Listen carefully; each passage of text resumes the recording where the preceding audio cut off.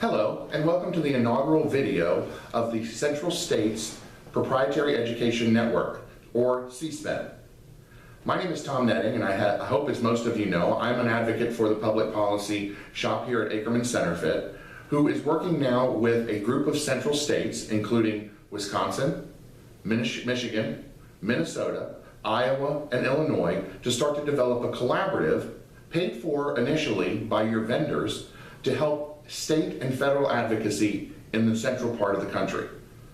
Through the work and through the efforts of a collaboration of a number of your vendors, we hope to provide you with new information at both the state and the federal level to help you become more informed and therefore also help you become a better advocate for your students and schools.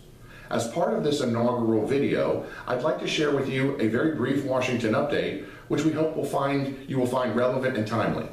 I'm going to cover two topics in the few minutes I have with you today. The first, very important, is the long-awaited and anticipated publication by the U.S. Department of Education of the final regulations on gainful employment, or Gainful Employment 2.0.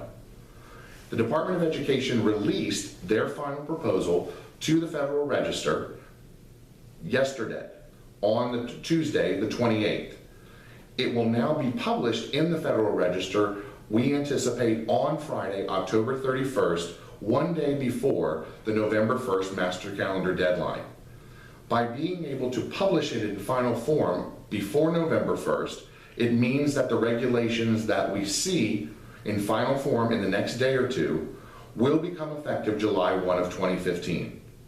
While the details are not available yet, we do anticipate that we'll start to be able to provide CSPEN network participants and other individuals with additional information and summaries of what's included in the final regulation, possibly as early as tomorrow, Thursday, October 30th.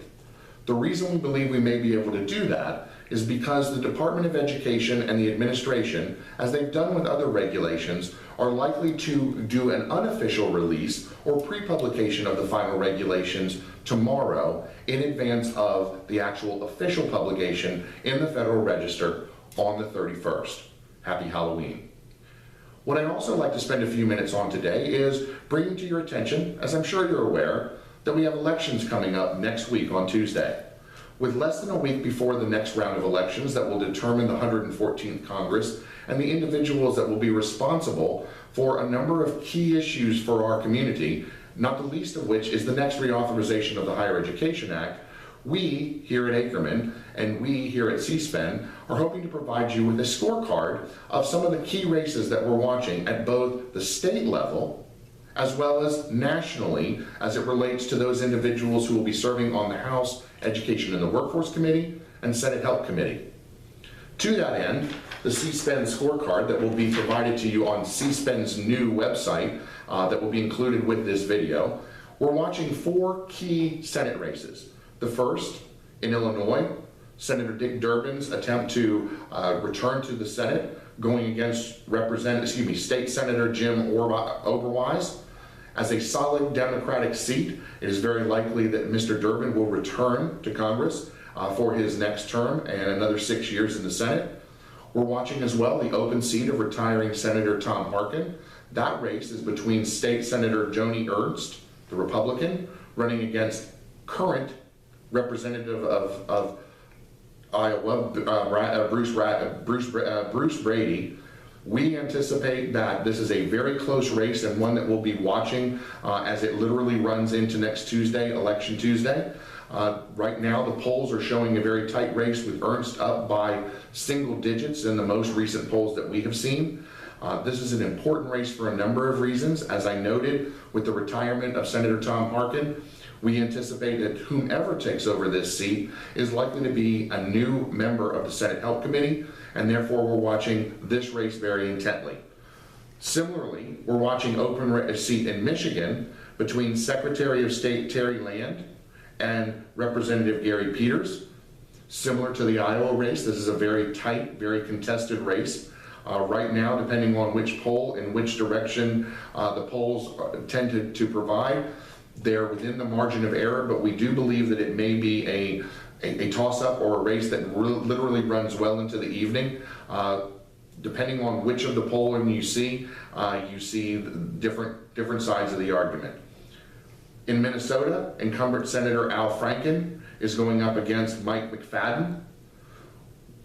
Weeks and months ago, Mr. Franken seemed to be in a very comfortable and safe Senate seat, but in the closing weeks heading into the election, it seems that this race is tightened. It's one that not only are we watching because of the inclusion of Mr. Franken on the Senate Health Committee, but nationally this is one of the seats and one of the races on a second tier, not the top tier, but a second tier of those that the pundits across the country are watching in order to see whether or not, if this seat is lost, the likelihood and the potential for a shift to a Republican-controlled Senate.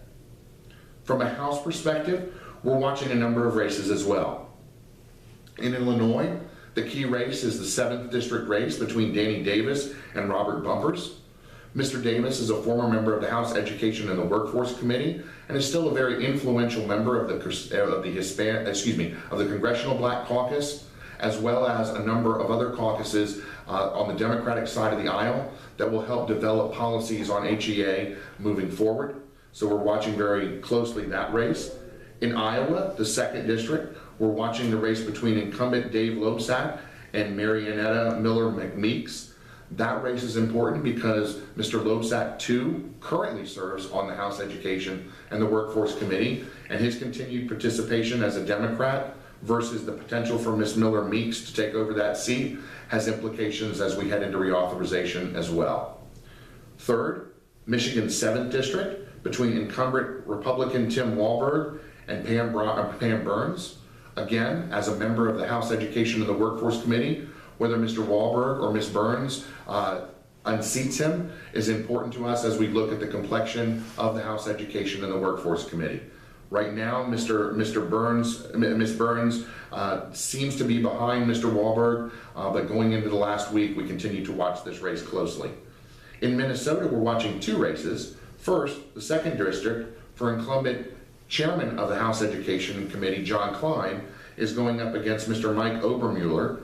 This is obviously an important race to us as we watch, as it will be the race where Chairman Klein either serves another 2-year term, or if defeated, we see a major proponent of for-profit education and the leader of the Republican Education Party unseated. Right now, the polls are showing a strong surge by Mr. Klein, and we do anticipate him prevailing, but nevertheless, it's a race we're watching very closely at this point. Also, Minnesota's 4th district, where incumbent Betty McCollum is going up against Shannara Walgreen.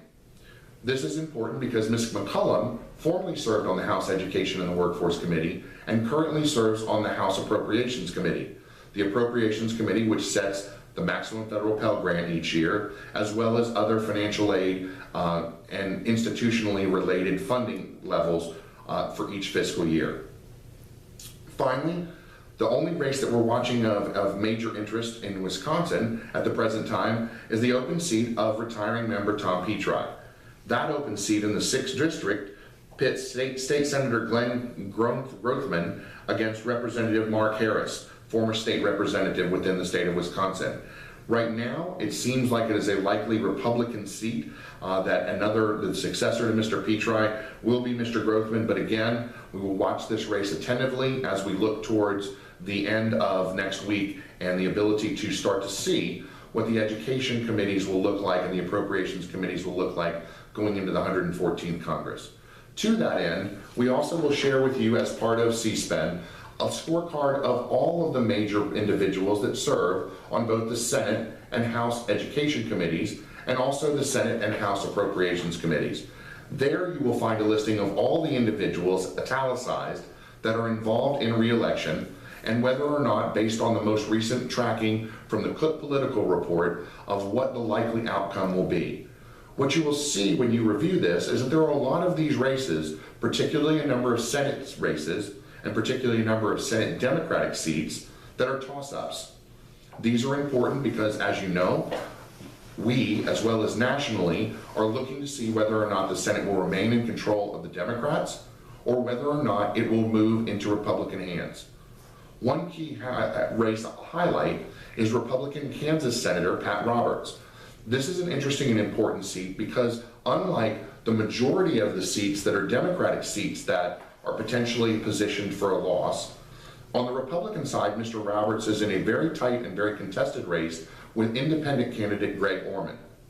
Interestingly enough, the state of Kansas has only voted 2 Senate Democrats in any election since modern times. But, as I noted, Mr. Orman is not a Democrat. He's running as an independent. So, the question becomes, if he were to unseat Mr. Roberts, one, we would lose an individual on the Senate Help Committee, and number two, whether or not Mr. Orman chooses to caucus with the Democrats or the Republicans could weigh heavily on tilting the balance towards the Democrats or the Republicans for control of the next Senate. That, as well as a number of other key races, are highlighted for you in order for you to see the key races that we're really tracking with a great deal of focus. They're also not only italicized but highlighted in bold. I want to thank you for giving me the opportunity to provide this inaugural address to you. We hope that you find this information informative, and we hope that you will start to rely on CSPEN as your opportunity for both insight into how to provide and promote your students and your schools at both the state and federal level. Thank you, and have a great day.